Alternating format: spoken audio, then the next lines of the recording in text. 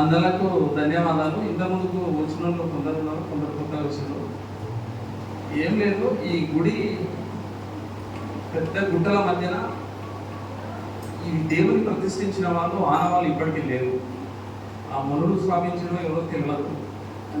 తర్వాత కాలక్రమేణా ఒకరు చేసుకుంటూ వచ్చారు. ఈ స్థాయికి వచ్చింది. అల్లా మాది ఉత్తభక్తి కానీ వేరే ఏం లేదు. ఇక్కడ ఎవరు పెద్ద కాదు, ఎవరు చిన్న కాదు. నా ఏజ్ వాళ్ళు 30 మంది ఉన్నారు. మాకు పెద్ద కూడా వయసులో అన్నలాగా సహకరించే వాళ్ళు ఉన్నారు. అందరు సేవాభావంతో ముందుకెళ్తున్నాం. మంచి కార్యక్రమాలు చేస్తున్నాం. సీతారాముల కళ్యాణం బ్రహ్మోత్సవంగా జరుగుతుంది. ఈ భజన కార్యక్రమానికి వచ్చేసరికి అన్న వివేకానంద అన్న ఆశీర్వాదంతో మంచి కార్యక్రమాలు జరుగుతున్నాయి. ప్రతి శనివారం 50 మంది దానికి వస్తారు. 50 మంది వచ్చి భజన స్టార్ట్ చేసినప్పుడు ఒక 2-3 వారాలు మేము అవి అల్పా గిల్పా ఇవన్నీ నైట్ ఏర్పాటు చేస్తే వీళ్ళు 3 వారాల తర్వాత ఏమన్నారంటే, అరే మీకు భజన ఎప్పుడు భారం కారాదు, మీరు డబ్బులు ఖర్చు పెట్టి భజన కాడ మీకు ఫుడ్ గిట్లు పెడితే మీరు ఖర్చు పెడితే మాకు బాధ అనిపిస్తుంది. మీరు మంచినీళ్ళు వేయండి, వీలైతే ఛాయ తాపండి, కానీ ఈ టిఫిన్లు పెడితే మాకు రాబోతే అయితే లేదని అంటారు. అది ఎందుకు అని చెప్పేసి 1-2-3 వారాలు అయితే నిజంగా నంబర్. కానీ ఆ రోజు ప్రతి శనివారం అల్ప పెట్టడానికి బుకింగ్ అనేది దొరుకుతలేదు. అంత దిగ్విజయంగా స్వామి నడిపించుకుంటున్న కార్యక్రమాన్ని. ఇక చెప్పుకుంటూ పోతే కార్యక్రమాలు బాగా జరుగుతున్నాయి. అయితే దైవ కార్యం అన్నప్పుడు దేవాలయాలు ఎన్నో కట్టవచ్చు, దాని కార్యక్రమాలు చేయడం గొప్ప విశేషం. అందులో పాలు పంచుకోవడం అనేది మహా పునర్జన్మ సుకృతం. అట్లాంటి కార్యక్రమాలు చేస్తూ ఒక సీతారాముల కళ్యాణమే చేస్తుంటుంది. తర్వాత ఏం చేయాలని చెప్పేసి కార్తీక మాసం ప్రారంభోత్సవం, కార్తీక మాసం పౌర్ణమి, కార్తీక మాసం ముగింపు కార్యక్రమాలు చేయడం జరిగింది.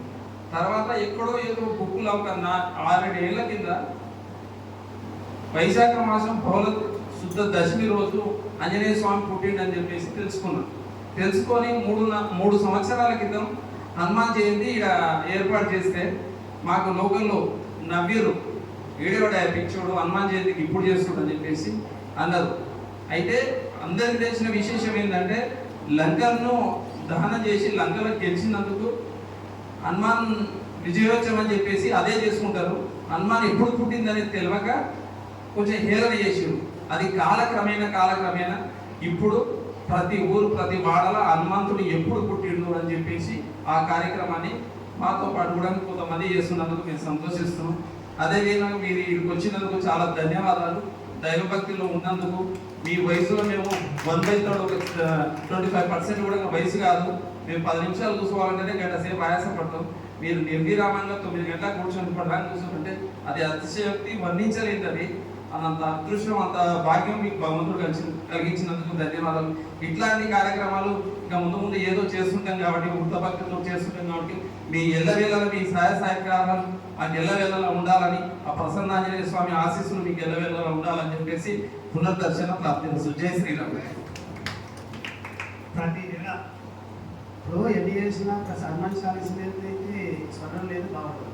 అయితే ప్రతి నెల ఏమంటారంటే మీరు మొత్తము 5 తారీఖు నాడు పెట్టుకోండి.